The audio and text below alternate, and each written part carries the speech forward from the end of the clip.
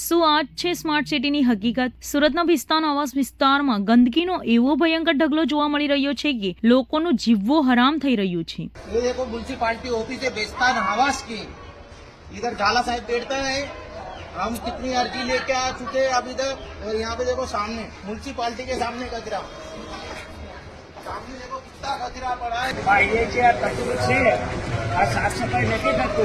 તંત્ર ઊંઘમાં છે કે પછી જાણી જોઈને આંખ આડા કાન કરી રહ્યું છે? ભિસ્તાન આવાસની હાલત અત્યારે નરક જેવી બની ગઈ છે। રસ્તાઓ પર કચરાના પહાડો, ઉભરાતી ગટરોનું ગંદુ પાણી અને માથું ફાટી જાય તેવી દુર્ગંધ। સ્થાનિક લોકોનો આક્ષેપ છે કે અનેકવાર સુરત મ્યુનિસિપલ કોર્પોરેશનમાં લેખિત અરજીઓ કરી છે, છતાં એક પણ અધિકારી ડોકિયું કરવા તૈયાર નથી। વારંવારની રજૂઆતો છતાં કોઈ કાર્યવાહી ન થતા સ્થાનિકોમાં ભારે રોષ ફાટી નીકળ્યો છે। લોકો સવાલ કરી રહ્યા છે કે શું આ ગંદકીમાં જીવવા માટે જ અમે વેરો ભરીએ છીએ? શું જવાબદાર અધિકારીઓ સામે કોઈ પગલાં લેવાશે કે પછી રોગચાળો ફાટવાની રાહ જોવામાં આવશે? સ્માર્ટ સિટીના દાવાઓ વચ્ચે ભિસ્તાનની આ તસવીરો તંત્રની પોલ ખોલી રહી છે। ક્યારે જાગશે એસએમસીનું તંત્ર?